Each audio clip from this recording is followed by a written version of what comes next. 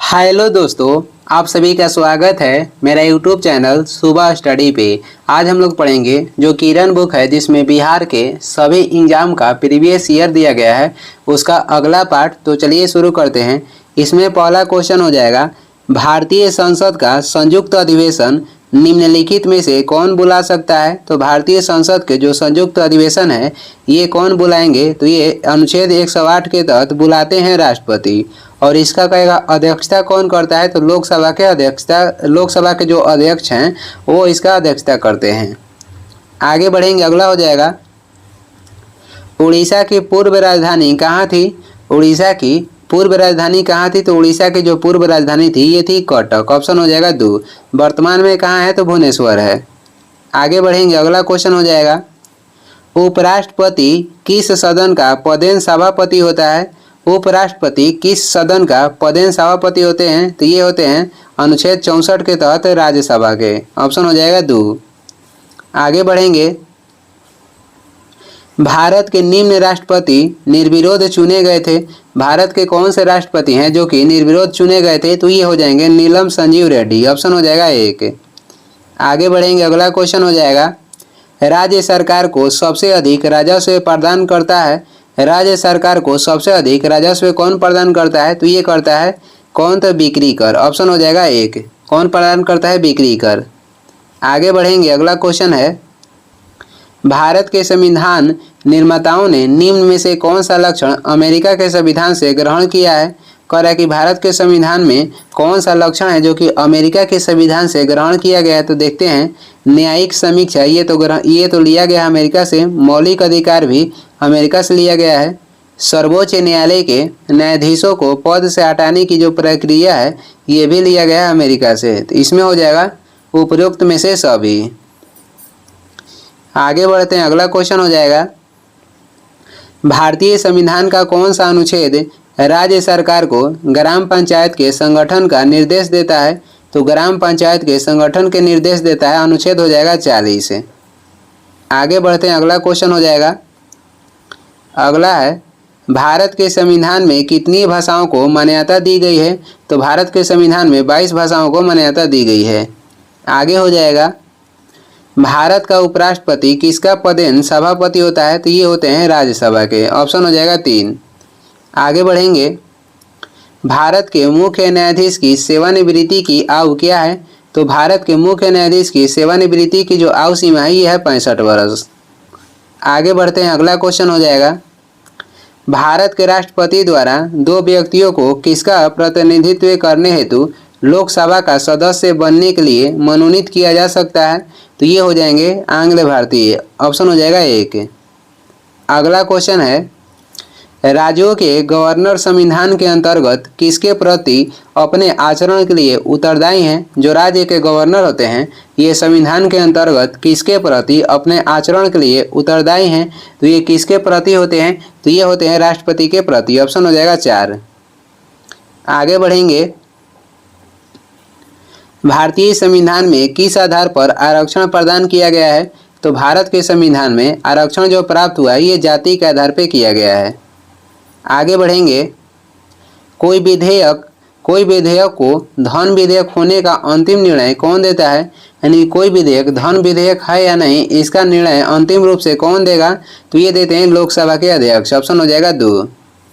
आगे बढ़ेंगे, अगला क्वेश्चन हो जाएगा, प्रधानमंत्री बनने की न्यूनतम आयु सीमा कितनी है। तो प्रधानमंत्री बनने के लिए जो न्यूनतम आयु सीमा है ये हो जाएगा 25 वर्ष। राज्यसभा सदस्यों का कार्यकाल होता है, राज्यसभा के जो सदस्य होते हैं इनका कार्यकाल होता है 6 वर्ष का। आगे बढ़ेंगे, आगे हो जाएगा, उपराष्ट्रपति का निर्वाचन किसके द्वारा होता है। उपराष्ट्रपति के जो निर्वाचन होता है ये होता है संसद के द्वारा। ऑप्शन हो जाएगा 4। आगे बढ़ेंगे, कौन भारत के राष्ट्रपति के चुनाव में भाग नहीं लेता है। कौन भारत के राष्ट्रपति के चुनाव में भाग नहीं लेते हैं। तो विधान परिषद के जो सदस्य होते हैं ये राष्ट्रपति के चुनाव में भाग नहीं लेते हैं। ऑप्शन हो जाएगा 4। 71 हो जाएगा, राज्यसभा के लिए नामांकित प्रथम अभिनेत्री कौन थी। राज्यसभा के लिए नामांकित प्रथम अभिनेत्री थी नरगिस दत्त। ऑप्शन हो जाएगा 2। अगला है, बच्चों को कारखाना में बलात् प्रवेश निषेध किस अनुच्छेद में है? तो इसका उल्लेख किया गया अनुच्छेद 24 में। आगे बढ़ेंगे, अगला क्वेश्चन हो जाएगा, भारत के संविधान को किसने अंगीकृत किया? भारत के संविधान को कह रहा है कि किसने अंगीकृत किया? तो ये किए थे संविधान सभा में भारत की जनता के प्रतिनिधियों ने। क्वेश्चन है कि भारत के संविधान को किसी ने अंगीकृत किया? तो संविधान सभा में भारत की जनता के प्रतिनिधियों ने संविधान सभा को अंगीकृत किए थे। आगे बढ़ेंगे, राज्य में संवैधानिक विफलता होने पर किस धारा का प्रयोग होता है? राज्य में संवैधानिक विफलता होने पे किस धारा का प्रयोग होता है? तो ये हो जाएगा अनुच्छेद 356। इसके तहत राष्ट्रपति शासन लागू होता है। आगे बढ़ेंगे, अगला क्वेश्चन हो जाएगा, उच्च न्यायालय के न्यायाधीशों, उच्च न्यायालय के जो न्यायाधीश हैं किसके द्वारा नियुक्त किए जाते हैं? उच्च न्यायालय के जो न्यायाधीश हैं ये भारत के राष्ट्रपति के द्वारा नियुक्त किए जाते हैं। अगला क्वेश्चन हो जाएगा, राज्यसभा में राष्ट्रपति द्वारा मनोनीत सदस्यों की संख्या होती है? तो राज्यसभा में राष्ट्रपति के द्वारा मनोनीत सदस्य की संख्या होती है 12। लोकसभा में कितना होता है? तो लोकसभा में 2 होता है। आगे बढ़ेंगे, बलवंत राय मेहता समिति का गठन किस वर्ष हुआ था? तो बलवंत राय मेहता समिति का जो गठन हुआ था 1957 में हुआ था और इस समिति के संबंध हो जाएगा पंचायती राज से। आगे बढ़ते हैं, भारतीय संविधान सभा ने भारतीय राष्ट्रीय ध्वज की रूपरेखा को अंगीकृत किया, यानी कि भारतीय संविधान सभा ने भारतीय राष्ट्रीय ध्वज को कब अपनाया था? 22 जुलाई 1947 को। ऑप्शन हो जाएगा 4, 22 जुलाई 1947 को। आगे बढ़ते हैं, अगला हो जाएगा, उस राज्य का नाम बताएं जहां से भारत का प्रथम राष्ट्रपति चुना गया? तो ये राज्य हो जाएगा बिहार, जो कि प्रथम भारत के राष्ट्रपति थे डॉक्टर राजेंद्र प्रसाद। आगे बढ़ेंगे, अगला क्वेश्चन हो जाएगा, निम्नलिखित में से कौन सा आयोग सर्वप्रथम भारत के संविधान की किसी धारा के अंतर्गत किसी निश्चित प्रावधान के अनुपालन में स्थापित किया गया? फिर से एक बार देखते हैं, कह रहा है कि निम्नलिखित में से कौन सा आयोग सर्वप्रथम भारत के संविधान की किसी धारा के अंतर्गत किसी निश्चित प्रावधान के अनुपालन में स्थापित किया गया? ये कौन सा आयोग था? तो ये था चुनाव आयोग। ऑप्शन हो जाएगा 3। चुनाव आयोग के गठन 25 जनवरी 1950 में हुआ था। आगे बढ़ेंगे, 1946 में गठित अंतरिम सरकार में डॉक्टर राजेंद्र प्रसाद किस विभाग के मंत्री थे? अंतरिम सरकार के गठन कब हुआ था? 2 सितंबर 1946 को, जिसमें 1946 को गठन हुआ था, जिसमें कह रहा है कि डॉक्टर राजेंद्र प्रसाद किस विभाग के मंत्री थे? तो डॉक्टर जो राजेंद्र प्रसाद थे ये खाद्य एवं कृषि मंत्री थे। ऑप्शन हो जाएगा 3। आगे बढ़ेंगे, अगला क्वेश्चन हो जाएगा, वैज्ञानिक तथा औद्योगिक अनुसंधान परिषद का अध्यक्ष कौन है, यानी कौन होता है? तो वैज्ञानिक तथा औद्योगिक अनुसंधान परिषद के अध्यक्ष होते हैं भारत के प्रधानमंत्री। ऑप्शन हो जाएगा 3। आगे बढ़ेंगे, राजनीति का निम्नलिखित में से कौन सा एक दिशा निर्देशक सिद्धांत महात्मा गांधी के दर्शन से जुड़ा हुआ है? राजनीति निर्देशक का निम्नलिखित में से कौन सा एक दिशा निर्देश सिद्धांत जो है महात्मा गांधी के दर्शन से जुड़ा हुआ है? तो ये कौन सा सिद्धांत है? तो ये हो जाएगा ग्राम पंचायतों की स्थापना। ऑप्शन हो जाएगा 2। आगे बढ़ेंगे, भारतीय संविधान में कितने अध्याय हैं? तो वर्तमान में भारतीय संविधान में 22 अध्याय तथा 3 उप अध्याय, यानी टोटल 25 है। आगे बढ़ेंगे, भारतीय सरकार द्वारा दोहरी नागरिकता कब स्वीकृत की गई? भारतीय सरकार द्वारा दोहरी नागरिकता कब स्वीकृत की गई? तो ये की गई 2005 में। ऑप्शन हो जाएगा 1। अगला क्वेश्चन हो जाएगा, भारतीय संविधान में स्वतंत्रता का अधिकार से संबंधित आर्टिकल कौन सी है? भारतीय संविधान में स्वतंत्रता का अधिकार से संबंधित आर्टिकल कहेगा तो 19 हो जाएगा, जिसमें 6 प्रकार की स्वतंत्रता दी गई है। आगे हो जाएगा, आरटीआई कानून किस वर्ष प्रभावी हुआ? भारत में आरटीआई कब लागू हुआ था? 2005 में। अगला हो जाएगा, भारतीय संसद के संयुक्त अधिवेशन की अध्यक्षता कौन करता है? तो भारतीय संसद के जो संयुक्त अधिवेशन है इसकी अध्यक्षता करते हैं स्पीकर, यानी कि लोकसभा के अध्यक्ष। बुलाते हैं कौन? तो बुलाते हैं राष्ट्रपति। इसमें हो जाएगा ऑप्शन 3। आगे बढ़ेंगे, अगला क्वेश्चन हो जाएगा 89 नंबर है, भारत के किस राष्ट्रपति का जो कार्यकाल था दीर्घतम था, यानी कि भारत के किस राष्ट्रपति का जो काल है दीर्घतम था, तो सबसे लंबा समय तक राष्ट्रपति रहने वाले हो जाएंगे भारत के प्रथम राष्ट्रपति राजेंद्र प्रसाद। ऑप्शन हो जाएगा एक।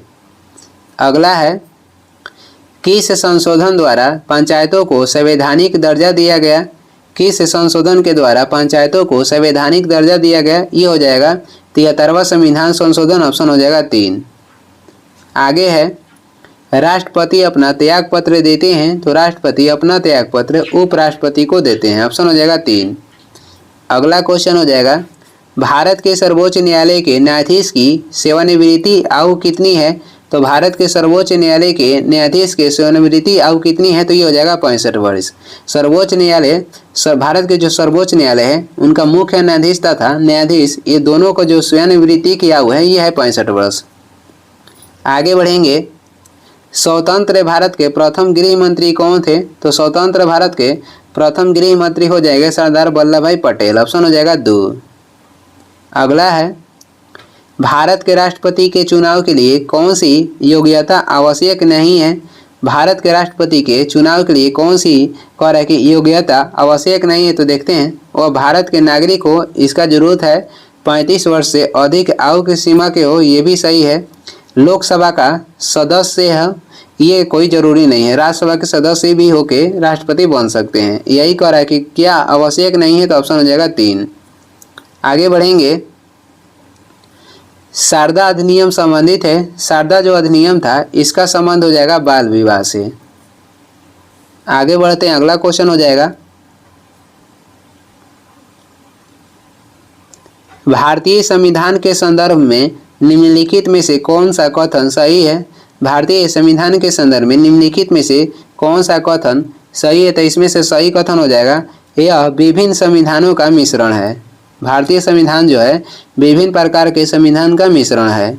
आगे बढ़ेंगे, 97 नंबर हो जाएगा, सरकार के संसदीय रूप में राज्य की वास्तविक शक्ति में निहित है, यानी कि सरकार के संसदीय रूप में कह रहा है कि जो राज्य की वास्तविक शक्ति है ये किस में निहित है? तो राज्य की वास्तविक जो शक्ति है ये मंत्रिपरिषद, जिसकी अध्यक्षता प्रधानमंत्री के द्वारा है, उसमें निहित होता है। ऑप्शन हो जाएगा 1। मंत्रिपरिषद जिसकी अध्यक्षता प्रधानमंत्री के द्वारा है, उसमें सरकार के संसदीय रूप में राज्य की वास्तविक शक्ति निहित होती है। आगे बढ़ेंगे, अगला क्वेश्चन हो जाएगा, कह रहा है कि शब्द सोशलिस्ट, शब्द जो सोशलिस्ट है भारतीय संविधान की प्रस्तावना में जोड़ा गया था, इसका मुख्य उद्देश्य क्या है? जो शब्द सोशलिस्ट है भारतीय संविधान की प्रस्तावना में जोड़ा गया था, इसका मुख्य उद्देश्य क्या है? तो इसका मुख्य उद्देश्य हो जाएगा आर्थिक राजनीतिक स्थिति में असमानता को समाप्त करना। आर्थिक व राजनीतिक स्थिति में असमानता को समाप्त करना इसका क्या था? तो मुख्य उद्देश्य था। आगे बढ़ेंगे, आगे हो जाएगा, अस्पृश्यता को समाप्त कर दिया है और अपने अभ्यास करने के लिए दंडनीय है, तो इसका उल्लेख हो जाएगा अनुच्छेद 17। इसमें छुआछूत का उल्लेख किया गया अनुच्छेद 17 में। आगे बढ़ेंगे, 100 नंबर हो जाएगा, कौन भारत के राष्ट्रपति के विरुद्ध महाभियोग की कार्यवाही चला सकते हैं? कौन भारत के राष्ट्रपति के विरुद्ध महाभियोग की कार्यवाही चला सकते हैं? तो ये हो जाएंगे संसद का कोई भी सदन। ऑप्शन हो जाएगा 4। संसद के 2 सदन होता है, लोकसभा या राज्यसभा, दोनों में से कोई भी सदन राष्ट्रपति के विरुद्ध महाभियोग चला सकते हैं अनुच्छेद 61 के तहत। आगे बढ़ेंगे, अगला क्वेश्चन हो जाएगा, कौन राज्यसभा का सदस्य था जब वह पहली बार भारत का प्रधानमंत्री नियुक्त हुआ? इसमें से कह रहा है कौन राज्यसभा के सदस्य था जब वह पहली बार भारत का प्रधानमंत्री नियुक्त हुआ? तो इसमें से हो जाएंगी इंदिरा गांधी। ऑप्शन हो जाएगा 2।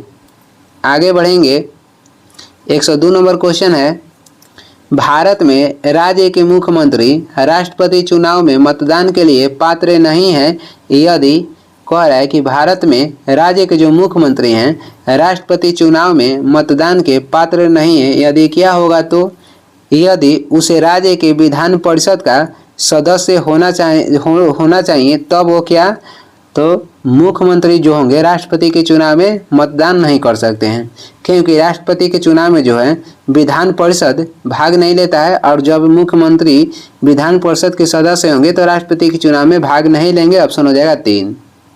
आगे बढ़ेंगे, लोकसभा का प्रथम अध्यक्ष कौन था? तो लोकसभा के प्रथम अध्यक्ष हो जाएंगे जीवी मावलंकर। ऑप्शन हो जाएगा 1। अगला है, सार्वजनिक खाता समिति के अध्यक्ष कौन होता है? सार्वजनिक खाता समिति के अध्यक्ष कौन होता है? तो ये होता है लोकसभा अध्यक्ष द्वारा नियुक्त सदस्य। ऑप्शन हो जाएगा 2। आगे बढ़ेंगे, अगला क्वेश्चन है, उच्च न्यायालय के जज या न्यायाधीशों की संख्या कौन निर्धारित करता है?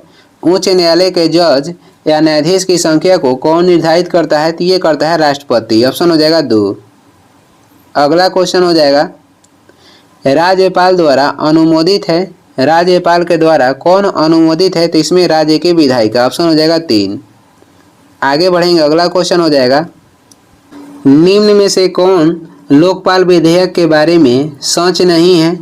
बाकी ऑप्शन देखते हैं कि निम्न में से कह रहा है कि कौन लोकपाल विधेयक के बारे में सच नहीं है। तो लोकपाल विधेयक के बारे में इसमें सच नहीं है। ऑप्शन 4, लोकपाल सुप्रीम कोर्ट के मुख्य न्यायाधीश द्वारा नियुक्त किया जाता है।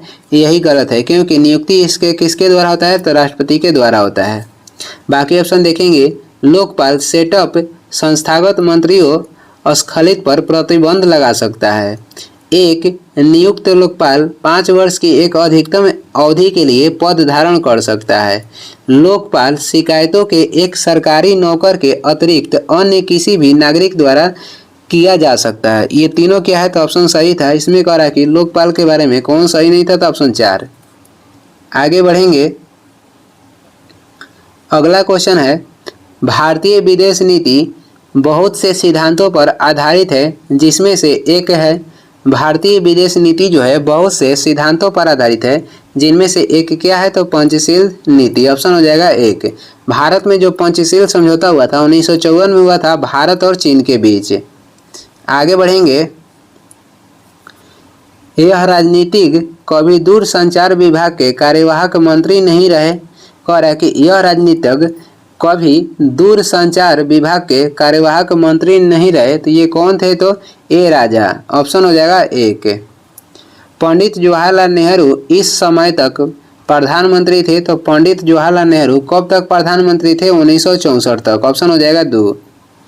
आगे बढ़ते हैं, अगला क्वेश्चन हो जाएगा, भारत में संघ शासित प्रदेशों की संख्या कितनी है? तो वर्तमान में भारत में संघ शासित प्रदेशों की संख्या हो जाएगी 8 है। आगे बढ़ेंगे, इस व्यक्ति ने लोकसभा चुनाव में सबसे अधिक मतों से जीतने का विश्व रिकॉर्ड कायम किया। कह रहे कि कौन ऐसा व्यक्ति है जो कि लोकसभा चुनाव में सबसे अधिक मतों से जीतने का विश्व रिकॉर्ड कायम किया? तो ये पहले का डाटा है। वर्तमान में हो जाएंगी प्रीतम मुंडे। प्रीतम मुंडे जो कि महाराष्ट्र से, इन्होंने 7 लाख वोट से विजय प्राप्त की थी। आगे देखेंगे, पृथक पंचायती राज मंत्रालय का गठन कब हुआ? पृथक पंचायती राज मंत्रालय के कह रहा है कि गठन कब हुआ? तो पृथक पंचायती राज मंत्रालय गठन हुआ था 2004 में। ऑप्शन हो जाएगा 4। आगे बढ़ेंगे, अगला क्वेश्चन हो जाएगा, मणिपुर की राजधानी कहाँ है? मणिपुर राज्य की राजधानी हो जाएगी, मणिपुर की राजधानी है इम्फाल। ऑप्शन हो जाएगा 2।